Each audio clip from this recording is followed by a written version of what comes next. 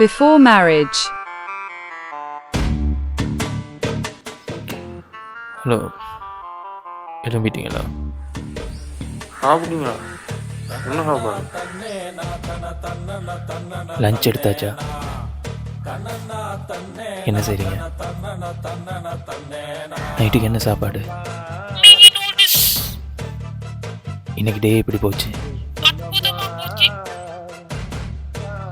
Okay தானே? After marriage.